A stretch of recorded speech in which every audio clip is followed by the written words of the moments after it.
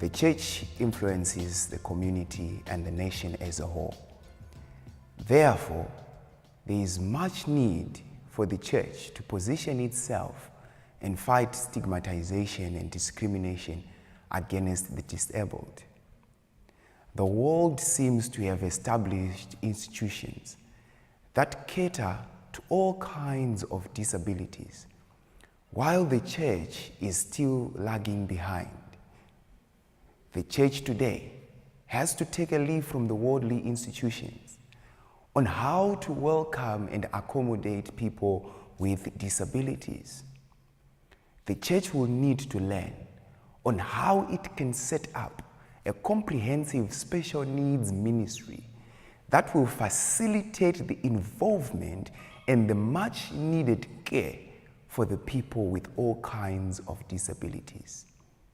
The church has a role to play in training volunteers who will engage themselves as professionals. Ministries need to access resources so people with cerebral palsy, physical disability, visual or hearing impairments can be involved in church. People with disabilities can also be trained in the church to function in their gifts and talents, such as playing of instruments, serving in the church orchestra, and so on. Disability means a long-term physical, mental, intellectual, or sensory impairment. People with disabilities tend to share common problems and are largely excluded from the essential services. They experience the lack of protection either from family and the community and are often at risk of exploitation and abuse. Such dynamics can contribute to marginalization at varied levels, most being triggered by poverty, social inclusion, environmental inclusion, institutional, attitudinal, and economic barriers. Love is the greatest key which unlocks people's lives. It binds people together regardless of their inabilities. Every individual's contribution, idea, and effort can help build the church to be more welcoming, just as Christ is.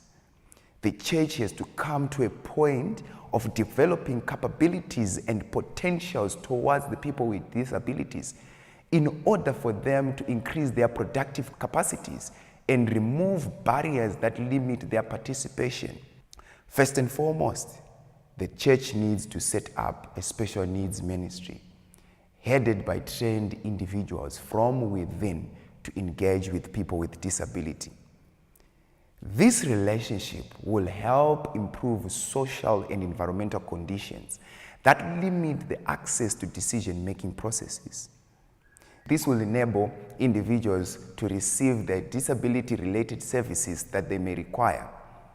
The ministry can be a set point of delivery for specialized services or support in order for people with disabilities to be materially equal to others through the provision of healthcare, education, employment opportunities within the church's various departments. Such a program will help to remove major challenges experienced by people with disabilities, such as social inclusion from mainstreaming societies. They could also realize their goals like any other person. Love draws people together, and where there is love, even among different ethnic groups, people's differences are ignored, or rather fail to exist. Most families with children or relatives suffering from cerebral palsy tend to seclude themselves from the rest with the fear of discrimination or of being segregated. One can ask, what can be done? Motivation can play a central role in bringing families and individuals with disabilities closer to the rest of the congregation. As such, the church extends love towards families with the relatives or children with disabilities. through family fellowship, home visits, and sport outings. Consider the church setting up an institution which helps individuals suffering from cerebral palsy to achieve their potentials. Imagine a church having trained professionals that can teach such individuals life skills, having a lifelong teaching school where each individual receives special training in relation to the degree of their inability. I believe an empowered individual will always feel secure in areas where he was trained, and he will pursue his or her life goals and dreams. Therefore, as such, the church will have taken its position to empower humanity and above all opened its doors to those that might have similar cases in the society. Special service slots can be created, for example, enabling an all-inclusive gathering, allowing more meetings, hence opening doors for further involvement among people with disabilities. Such measures can enable the elimination of all sorts of discrimination. Above all, the ministry welcomes people with disabilities as they are given the position to lead in the ministry. The ministry can therefore encourage the disabled to take up ministry work in accordance to their calling. For example, some can be church elders, pastors, counselors, and even choir members.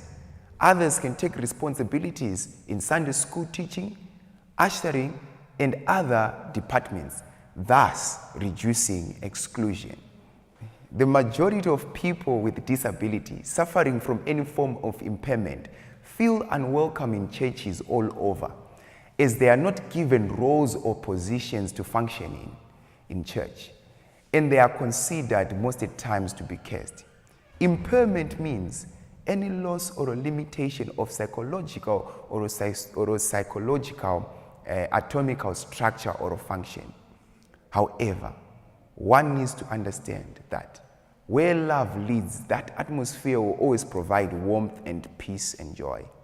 One's physical disability cannot rule out the abilities and the skills that can exist within. If the church can set up training courses for personal development, for example, some to be sound engineers, media team, video filming, I am reminded of a Zimbabwean cricketer analyst. Though he was blind, he could analyze the game with as much precision as any individual. The church can learn from such case studies and adopt the involvement of people with disabilities, creating the equalization of opportunities. By so doing, this becomes a process through which the various systems of the church and the environment, which includes services and activities, information and documentation for the disabled. Therefore, such utilities must be made accessible to all persons with disabilities. Provision of assistive devices, such as appropriate aid, appliances, technology, or any other support system, like Braille Bibles for the visually impaired, hearing aids for the partially deaf, wheelchairs, amongst others. This can facilitate the better functioning of people with disabilities in church. Moreover, people with such special needs, including hearing impairment, need to be positioned or seated close to the sign language translator, where sound is moderate to reduce any form of interference. There must be an allocation of a section for them, especially in front, where there is easy access to the translator visually. To conclude, modern-day institutions have managed to support campaigns for all-inclusive policies that protect people with disabilities through what is termed disability mainstreaming.